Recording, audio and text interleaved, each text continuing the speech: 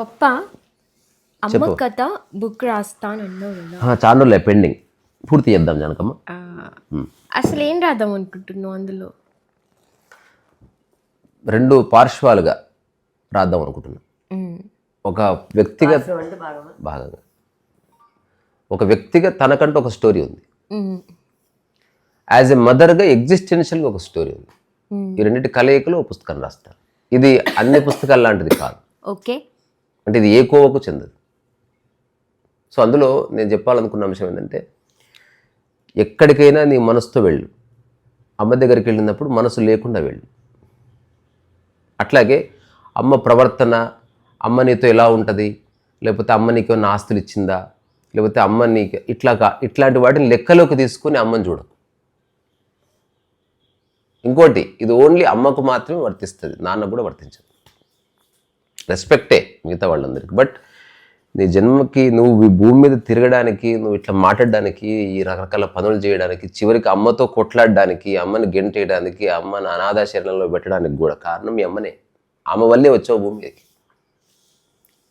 ఈ భూమి మీద ఎవరి మీద కృతజ్ఞత ఉందో లేదో, నువ్వు 100% కృతజ్ఞత కార్యకారణాలకు అతీతంగా చూపించాలి అమ్మ మీద. ప్రపంచంలో ఉన్న అందరూ మీ అమ్మ చెడ్డదని చెప్పినా దాన్ని లెక్కలోకి తీసుకోవడానికి వీలు లేదంట నేను. అందరు కాబట్టి నువ్వు అమ్మతో గొడవ పడకు. సో మదర్ని మనసు నుంచి పక్కకు తీసేసి చూడు. ఇది నా పుస్తకం యొక్క హృదయం. అంటే ఒక్క మదర్ని చూడాలి, ఓన్లీ మదర్ని. ఎందుకు ఫాదర్? అది ఎగ్జిస్ట్ తర్వాత చెప్తుంది. ప్రస్తుతం పుస్తకం అమ్మ గురించి కాబట్టి అట్లా. Father can be anybody, father can be anybody. అంటే దానికి సీడ్ పప్ప అని చెప్తారు అయ్యిండొచ్చు, బట్ ఏ పప్ప అయినా ఓకే నాకు. నేను చెప్తున్న కాంటెక్స్ట్, నిన్ను ఒక దాదాపు కపుల్ ఆఫ్ మంత్స్ తనలో ఉంచుకొని, తన రక్తమాంసాల నుంచి తను వ్యక్తిగతంగా తయారు చేయకపోయినా, తను తెలుసో తెలియకో నీ యొక్క పుట్టుకకి, నీ ఆవిర్భావానికి కారణమవుతుంది. కానీ ఆమె నీ మనసుకు కారణం కాదు, ఆమె మనసుకు నీవు కారణం కాదు. ఇది అవునా కాదు? అవును. అందుకని ఆ రెండింటి పక్కకు జరుపు. ఇప్పుడు తల్లి బిడ్డ అంటే ఎవరు తెలుసా? మనస్సులు లేని వాళ్ళిద్దరు కలిస్తే మళ్ళా మాతృత్వము, తర్వాత ఈ బాల్యం అనేది రెండు ఎస్టాబ్లిష్ అవుతుంది. అంటే ప్రకృతిలో అలా ఉంది. అది ఏ తల్లి, ఇప్పుడు ఆవు దూడకి జన్మనిచ్చిన, గేదె దానికి జన్మనిచ్చిన, కోడి పిల్లకి జన్మనిచ్చిన, దానికి మనసుతో సంబంధం లేదు. అందుకే నేను చెప్తున్నా, అమ్మని చూసినప్పుడు నీ మనస్సుని చెత్తపుండి లేచిపో. అక్కడ డోంట్ బి లాజికల్. అమ్మ దగ్గర లాజిక్లు పనిచేయవు. నువ్వు లాజిక్ తీసుకెళ్ళకు, పని చేస్తలేదు. రెండోది, నువ్వు అమ్మ కంటే నెక్స్ట్ జనరేషన్, లేటెస్ట్ వర్షన్ అర్థం చేసుకోవాల్సింది నీవే. మదర్, మా అమ్మ నన్ను అర్థం చేసుకోవాలని ఆలోచించకు. నెక్స్ట్ నీ పిల్లలు నిన్ను అర్థం చేసుకుంటారు, అది వాళ్ళ డ్యూటీ. ఇప్పుడు నువ్వు ఒక అప్డేటెడ్ వర్షన్ అయినప్పుడు నువ్వు అప్డేటెడ్గా ప్రవర్తించాలి. ఇప్పుడు నేను రాస్తున్న మా ఈ జానకమ్మ కథలో ఎవ్వరి ప్రస్తావన ఉండదు, ఓన్లీ వాళ్ళ పేరెంట్స్ ప్రస్తావన ఉంటుంది. ఈవెన్ వాళ్ళ అక్కలు చెల్లెళ్ళు ప్రస్తావన కూడా నేను తీసేస్తున్నా. అక్కలు చెల్లెలు ఉన్నారని చెప్తున్నా, వాళ్ళ పేరు కూడా మెన్షన్ చేయను. I have no interest. ఈ కథ యొక్క ముఖ్య ఉద్దేశం వాళ్ళ గురించి చెప్పడం కాదు. నా దృష్టిలో మా అమ్మకు ఒక కథ ఉంది. ఆమె ఒక ప్రత్యేక ప్రతి కథలో కొన్నిసార్లు రసవత్తరమైన ఘట్టాలు ఉంటాయి. ఇప్పుడు ఈమె కథలో కొన్ని రసవత్తర ఘట్టాలు ఉంది, అది మనం కావాలనుకున్న క్రియేట్ చేయాలి. ఇప్పుడు నా లైఫ్లో కూడా ఆ ఘట్టాలు లేవు, నీ లైఫ్లో కూడా లేవు. అదేంటో తెలుసా? ఒక శ్రీశైలంలో ఆమె వాళ్ళ ఫాదర్ వాళ్ళు ఉన్నారు, కానీ పుట్టింది హైదరాబాద్లో కదమ్మా. హైదరాబాద్లో పుట్టింది, తర్వాత శ్రీశైలం కొండల్లో గుట్టల్లో పెరిగింది. ప్రతిరోజు అదేంది అడవిలోకి వెళ్ళి, ప్రతిరోజు అడవిలోకి వెళ్ళి కట్టెలు గిట్టెలు ఇవన్నీ తీసుకొని రావాలి. ఇప్పుడు మనకు అలాంటి అవకాశం ఉందా? లేదు. అంటే ఈ జనరేషన్, మన పక్కన సజీవంగా ఉన్న వ్యక్తి ఒకప్పుడు అడవిలోకి వెళ్ళి ప్రతిరోజు కట్టెలు తీసుకొచ్చిన వ్యక్తి, తర్వాత ప్రతిరోజు పాలు పిండి ఊర్లో అమ్ముకొని రావాలి. బ్రాహ్మణులు అయినప్పటికీ ఆ బరువులేమి లేకుండా జీవించారు బికాస్ ఆఫ్ ద ఫాదర్. ఊరెంత ఉంది, అది ఫస్ట్ ఊరుండేది గిత్తత్త, whatever it may be. తర్వాత ఇంట్లోనే కూరగాయలు అవి పండించుకొని తిన్నారు, తర్వాత ఇంట్లో పాడి పెట్టుకున్నారు. తర్వాత ఇందులో రకరకాల కథలు ఉంది. వాళ్ళ అమ్మ ఒక క్యారెక్టర్, ఏనాడు ఇంటి నుంచి బయటికి రాలేదు ఆమె. ఆమె బయట ప్రపంచం తెలియదు. హస్బెండ్ ఎట్లా చెప్తే అట్లా, అసలు ఆమె ఎక్కువ మాట్లాడింది కూడా లేదట. అంటే ఇంట్లో పనికి ఆమె అంతా విభజించుకున్నారు అట్లా లైఫ్ అంతా. తర్వాత వాళ్ళ ఫాదర్ క్యారెక్టర్ పార్వతీశం ఒక సినిమాలో హీరో క్యారెక్టర్ లాగా ఉంటుంది. ఇప్పుడు పాత సినిమాలో గుమ్మడి క్యారెక్టర్ లాగా తనకంటూ ఏమీ లేకపోయినా ఒక క్లారిటీ అబౌట్ లైఫ్. ఇట్లాంటి రకరకాల విషయాలు. తర్వాత బాల్యంలో రకరకాల ఆర్థిక సమస్యలు, గంజి తాగడం, ఎవరైనా ఇంటికి వస్తే వాళ్ళకు మాత్రమే తెల్లన్నం చేసి పెట్టడం. అంటే సమస్యల వల్ల ఒక వినూత్నమైన జీవన విధానాన్ని వాళ్ళు అనుభవించే అవకాశం వచ్చింది. సమస్యల వాళ్ళే కోటీశ్వర్లు అయితే ఇట్లా ఉండేది కాదు. తర్వాత అమ్మాయిలకి పెళ్లి చేస్తున్నప్పుడు చెప్పిన మాటలు చాలా స్ట్రేంజ్గా ఉన్నాయి. ఒక ఎలివేటెడ్గా ఇప్పుడు ఏం చెప్పాడు, ఒక ఆల్రెడీ పెళ్ళైన వ్యక్తికి పిల్లని ఇస్తున్నాడు, కానీ ముఖంలో ఏ భావం లేదు, ఎమోషన్ లేదు. జస్ట్ ఇక్కడ నీకు మంచి భోజనం లేదు, అక్కడికి వెళ్తే నీకు మంచి భోజనం ఉంటుంది, పెళ్లి చేసుకో అని చెప్పి పంపించాడు. పెళ్లి చేసుకున్న తర్వాత పిల్లని ఇచ్చిన ఇంటికి ఒక్కసారి కూడా పోలే వాళ్ళ డాడీ. ఏ గిఫ్ట్ లేవు, కట్నాలు లేవు, కానుకలు లేవు, రాకపోకలు లేవు, ఏమి లేవు. ఇట్లాంటి రకరకాల విషయాలు ఇప్పుడు ఈ సమాజంలో అలాంటివి లేవు. నేను కథ రాయడానికి కారణం ఆమెకు ఒక కథ ఉన్నా ఆ కథలో వైవిధ్యం ఉంది. ఎవరైనా సినిమా తీస్తే సినిమాలో క్యారెక్టర్కి రాసుకోవచ్చు ఇవన్నీ. ఇప్పుడు ఉదాహరణకి కూతుర్ని అత్తగారింటికి పంపిస్తూ చెప్తున్నాడు, నిన్ను ఇస్తున్నది ఏదో సుఖపడతావని కాదు, అక్కడ అన్నం ఉంటుందమ్మా, 3 పూట్లు తిను అని చెప్పి పంపించాడు. అప్పుడు బ్యూటిఫుల్ బ్యాక్గ్రౌండ్ స్కోర్ ఎంత బాగుంటుంది. అక్కడికి వెళ్ళిన తర్వాత ఏదేమైనా నేను మా ఇంటికి వెళ్ళిన ఇక్కడే ఉంటా అని ఈమె అనడం. So she very innocent person. ఇది ఇలా ఉండగా హఠాత్తుగా భర్త మరణిస్తే ఏమీ తెలియని ఒక స్థితిలో ఈ ఏమంటారు క్రూర మృగాలు, కూరలు గీరలు ఉన్న ఈ ప్రపంచంలో ఎవడేం చేస్తాడో తెలియదు, యవ్వనం ఉంది. అట్లాంటి సమయంలో తను కొందరి ఇన్స్పిరేషన్తో కుటుంబాన్ని ఒప్పించి ఎన్నెన్నో మాటలన్నా పడి ఒక ఏకచిత్తంతో 10th పాస్ అయ్యి, ఇంటర్ పాస్ అయ్యి, తర్వాత తన భర్త జాబ్ తనకి రావాల్సి ఉంటే రాలేదు, because of some stupid reasons. కొన్ని సంవత్సరాలు రాలేదు. అన్ని సంవత్సరాలు పిల్లల్ని పోషించాలి, మేము చిన్న పిల్లలం. అప్పుడు ఇంట్లోనే ఒక స్కూల్ పెట్టి ఆ స్కూల్లో చేయాలంటే తను టీచర్ అవ్వాలి. టీచర్ అవ్వాలంటే ఎలా టీచింగ్ చేయాలో తెలియాలి. అందుకని ముందు ఒక స్కూల్లో పనిచేసి అక్కడ కొంత అనుభవం సంపాదించి, ఇదంతా ఎవరు చెప్పలే, తన సందర్భం చెప్పింది. సందర్భంలో నుంచే ఒక మహాత్ముడు పుడతాడు, సందర్భంలో నుంచే ఒక జ్ఞాని పుడతాడు, సందర్భంలో నుంచే ఒక ఫిలాసఫర్ పుడతాడు, ఒక గొప్ప తత్వము సందర్భం నుంచి పుడుతుంది. నా పుస్తకాల సందర్భం నుంచి పుట్టినవి. నేను రాసిన ప్రతి అక్షరం సందర్భం జన్మనిస్తుంది. ఇప్పుడు ఉదాహరణకు నువ్వు నా బిడ్డవైనావు, సందర్భం వల్ల వచ్చినావు, నేను కావాలని చేయలేదు, సందర్భం నన్ను అట్లా ఫోర్స్ చేసింది. అందుకని దాన్ని ఎంత సమగ్రంగా అంగీకరిస్తాం అనేది మన ఇంటెలిజెన్స్. ఇప్పుడు సందర్భం వచ్చింది, అప్పుడు ఏదో అన్న అనుకున్న అయిపోయింది, ఇప్పుడు అట్లా అంటలేను నేను. సందర్భంలో ఏదైనా నాకు వచ్చినప్పుడు దాన్ని సమగ్రంగా చూస్తున్నా. అట్లా ఇప్పుడు నాకు కాస్త రచనా వ్యాసంగం ఉంది, ఈ సందర్భం ఉంది కాబట్టి నేను మా అమ్మ కథ రాయాలనుకుంటున్నా కూడా అమ్మ కథ రాయాలనుకుంటారు, అమ్మ ఆశ దొబ్బేయాలనుకుంటారు. కానీ ఈ ప్రపంచంలో ఎవడైనా మదర్కి ఏదైనా గిఫ్ట్ ఇస్తే చీరలు గీరలు అట్లాంటివి కాదు, తనని భూమి మీద 10 కాలాల పాటు ఉండే ఒక తన గురించి రాసి, ఆమె గొప్ప కథ ఉండక్కర్లేదు, ఉన్న కథ రాయి. సో ఇది గొప్ప కథ కాదు, ఉన్న కథ. ఇవన్నీ ఇదంతా ముందు మాట అనుకో పుస్తకానికి. ఇప్పుడు నీకు ప్రశ్నలు ఉంటే అడగొచ్చు. అంటే పప్ప నువ్వు చెప్పింది ఓకే. ఇప్పుడు మదర్ ఓకే అయితే ఇంకా ప్రశ్నలు అడగకు. ప్రశ్న నువ్వు చెప్పిన యాంగిల్ ఓకే, నేను ఇంకొక యాంగిల్ అడుగుతున్నా. ఇప్పుడు మదర్ ఓకే, మదర్ జన్మనిస్తుంది, జన్మ తీసుకుంటారు, సన్ డాటర్ ఎవరైనా కావచ్చు. అంటే ఇక్కడ మదర్ అనే ఏదైతే కోర్ ఉందో ఆ మదర్లో చూస్తున్నావా మనం వ్యక్తిని చూస్తున్నాం? ఇప్పుడు అందరు మదర్స్ ఒకరే కోర్గా ఎగ్జిస్టెన్షియల్గా. ఒక మదర్ అయిన ఆవు, ఒక మదర్ అయిన మనిషి, ఒక మదర్ అయిన ఏనుగు, ఒక మదర్ అయిన చీమ, అన్నిటి స్థితి ఒకటే. అయితే పప్ప మదర్ అనే ఆ క్వాలిటీ ఏదైతే ఉందో, ఇప్పుడు ఆ మదర్ అనే క్వాలిటీ ఎవరైతే జన్మించినామో వాళ్ళతోనే ఉంటుందా? అందరితోనూ మదర్ అనే అది అన్ని చోట్ల దర్శించాలి. అదే అంటున్నా. ఇప్పుడు అమ్మకి, తల్లికి, మాతృమూర్తికి ఉన్న తేడా అది. ఇప్పుడు సావిత్రమ్మ అని చాలా మంది అంటారు. నేను అంటున్నది ఇప్పుడు నేను మా అమ్మలో ఉన్న క్వాలిటీని మనసు లేని స్థితిలో అంతటా దర్శిస్తున్నాను. నీలో కూడా మా అమ్మని చూసుకుంటూ ఒక్కొక్కసారి నువ్వు నాకు భోజనం వండి పెట్టినప్పుడు నాకు I feel like you are my mother. కన్నమ్మలో కూడా మా అమ్మని చూసుకుంటాను నేను. అంటే ఆ క్వాలిటీ అన్ని చోట్ల ఉంది. అది ఆడమగతో సంబంధం లేదు. అదే ఎవ్రీ వన్ ఈజ్ మదర్. అదే అంటే ఆ క్వాలిటీ అనేది అన్ని చోట్ల ఉంది. అది గుర్తించే లక్షణం నీలో ఉండాలంట. అట్లా సో ఒక ఫిజికల్ రియాలిటీ నా జన్మకు సంబంధించిన మదర్ ఇట్లా ఉంది, కానీ యాజ్ ఎ క్వాలిటీ ఇది సర్వవ్యాపితం అని నేను అనుభూతి చెందుతాను. అందుకే నాకు అమ్మ లేదు లేకపోతే అట్లా అనిపించదు. నాకు ఉంటే ఆమెను ఆస్వాదిస్తా. ఊరెళ్తే నాకేమి మనసు లాగదు, అలాగని ఆమెనే మర్చిపోను, ఆమెను ఇగ్నోర్ చేయను. పప్ప 1 మినిట్. అది ఇప్పుడు నానిది ఒకటి గ్రేట్ స్టోరీ. అసలు అది మనం బుక్ తీసి అసలు వీలైతే స్టోరీ ఫిలిం కూడా చేయొచ్చు నువ్వు అంటే అవును చేయొచ్చు, అదే చెప్తున్నా, మంచి స్టోరీ ఉంది.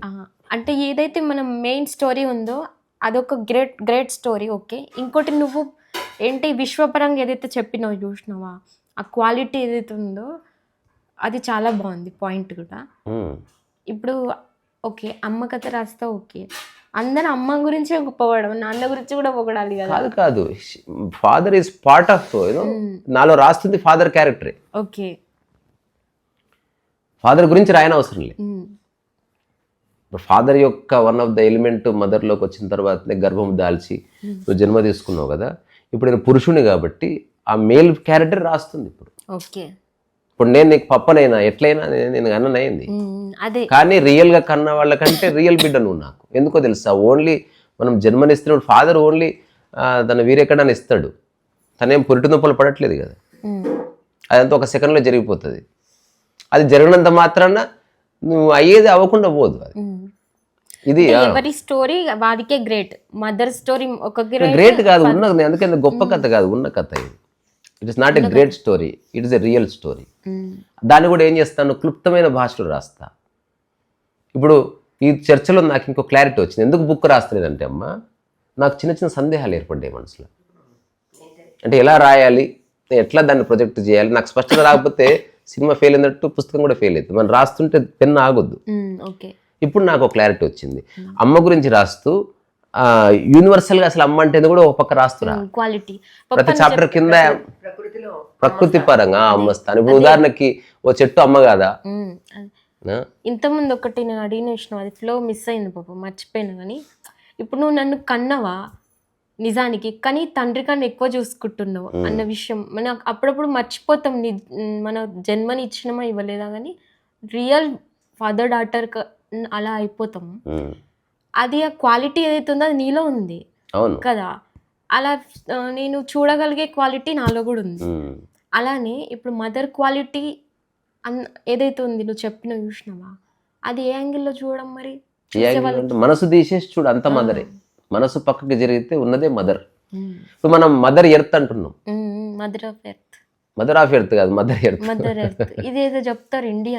మనం కథ కూడా అదే చెప్పినాం కదా. అందరికి ఎందుకు నచ్చింది, సన్మానం ఎందుకు చేసి నిన్న శాండ్ ఆర్ట్ పర్ఫామ్ చేసినప్పుడు.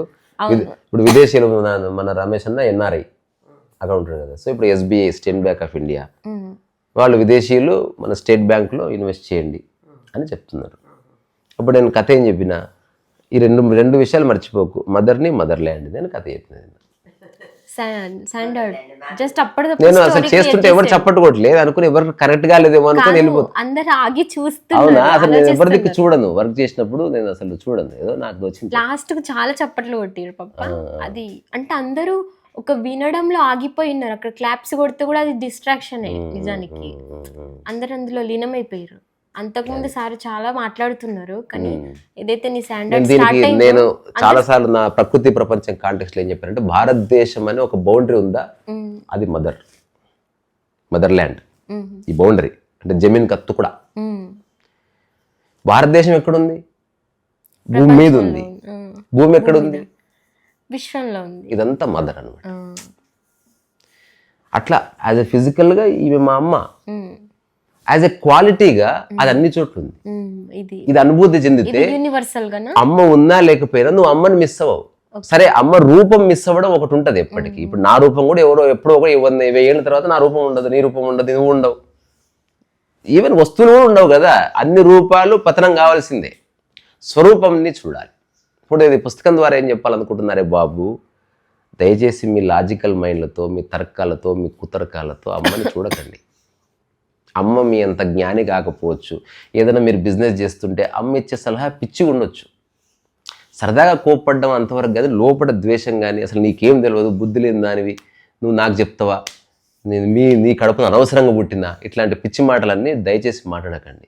అది జో హోగే ఓ హోగే అట్లా కూడా మాట్లాడతారు. అయ్యో చాలా అనాథ శరణాలు వేస్తారు, అన్నం పెట్టరు, అవుట్ హౌస్లు వేసేస్తారు, అమ్మల్ని చాలా దారుణంగా ట్రీట్ చేస్తుంది. కారణం వాళ్ళ అజ్ఞానం. ఇప్పుడు ఈ పుస్తకము వాళ్ళకు వాళ్ళ అమ్మ పట్ల ఎవడన్నా నా పుస్తకం చదివితే ఎంబడి అది పెట్టి ఒక్కసారి వాళ్ళ అమ్మ దగ్గరికి మనసు తీసేసి పోవాలి. ఇంకొక విషయం చెప్తా, ప్రపంచంలో ఎవడు చెప్పింది, అమ్మ దగ్గరికి పోయినప్పుడు నువ్వు పిల్లవాడిగా పో, అమ్మను ఆడదిగా చూడొద్దు. కొడుకుని మగవాడిగా తల్లి చూడకూడదు.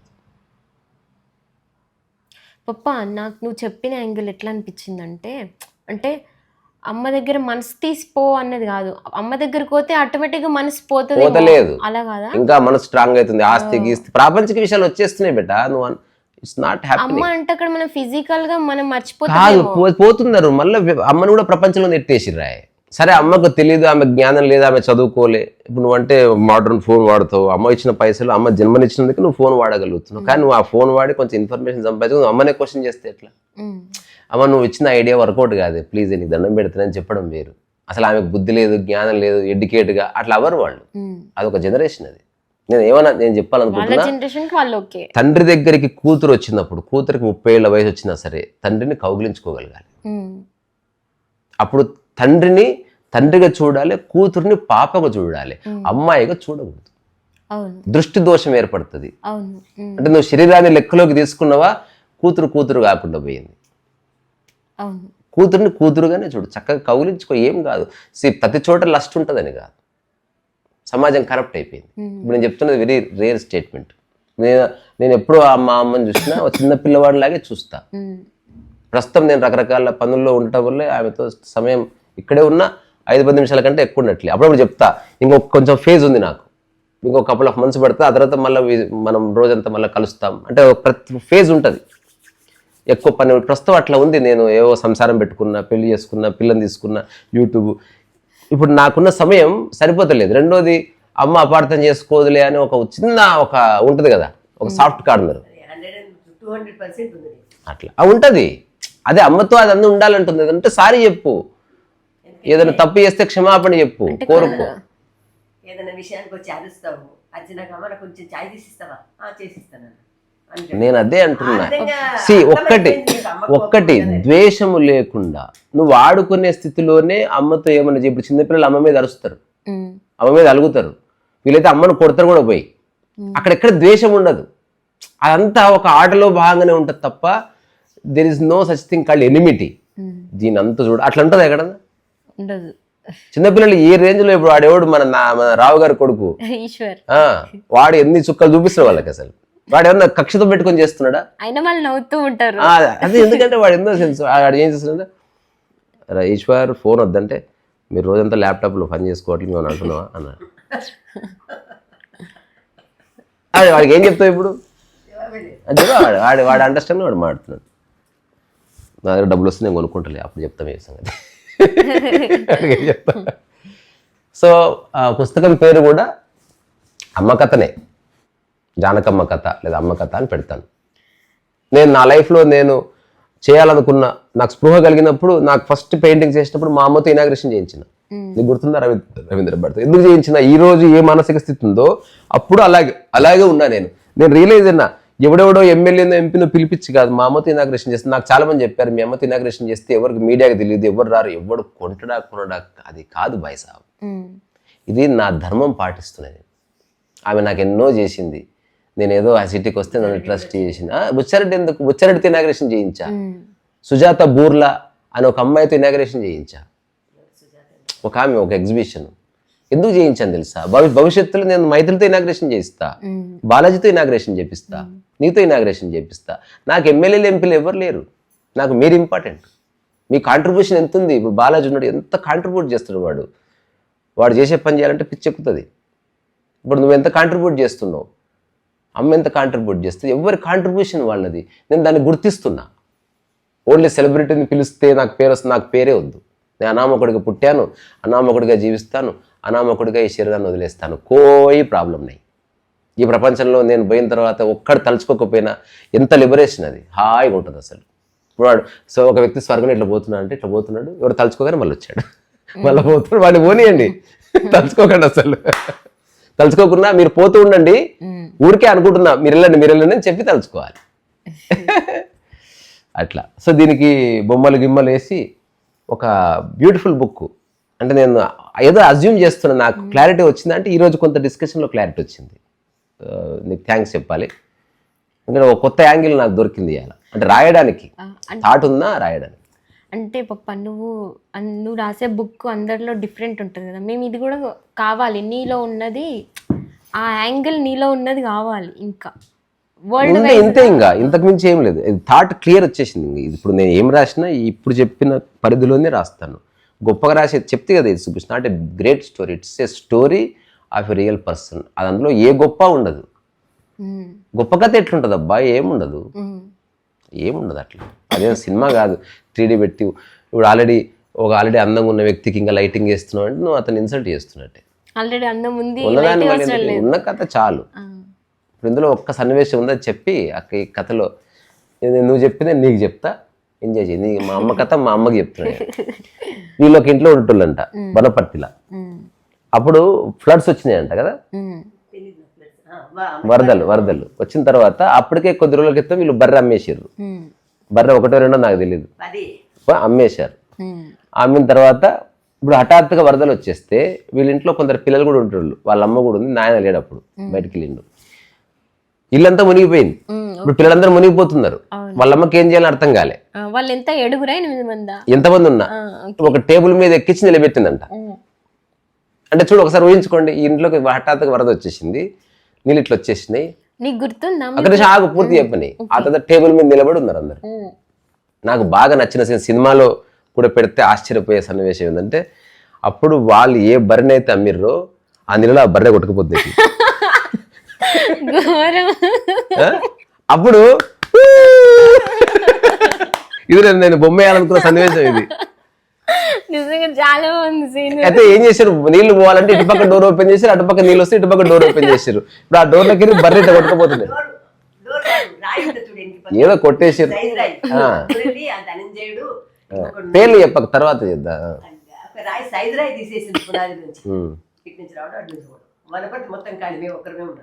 అయితే ఇగో ఇప్పుడు బర్రెను ఊహించుకో, ఇట్లా పోతుంది అది. నీళ్ళలో ఇట్లా పోతుంది. ఇది నాకు నచ్చింది. ఇటువంటివి చిన్న చిన్న కథలు ఉన్నాయి. ఇప్పుడు ఈమె చెప్పిన దాన్ని కథలకు విభజించాడు. పార్వతీశం అని వాళ్ళ ఫాదర్, పార్వతీశం ఎవరని ఒక కథ రాయాలి, వాళ్ళమ్మ ఒక క్యారెక్టర్ రాయాలి, అక్క చెల్లెల ప్రస్తావనతో ఒక చాప్టర్, అక్కడితో అయిపోయింది. తర్వాత శాస్త్రి మామది ఒక చాప్టర్ రాయాలి.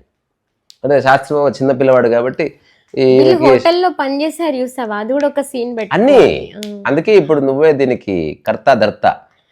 దీన్ని చెప్తా, ఇప్పుడే రికార్డ్ అవుతుంది కాబట్టి చెప్తున్నా. ఇప్పుడు ఆడియో రికార్డ్ అయిన తర్వాత ఆడియో వినుకుంటూ నేను టెక్స్ట్ చెప్తే టైప్ కొట్టాలి, నేను నీకు చెప్తుంది. 1-2 చాప్టర్లు మనం వర్క్ చేద్దాం రాబోయే రోజుల్లో.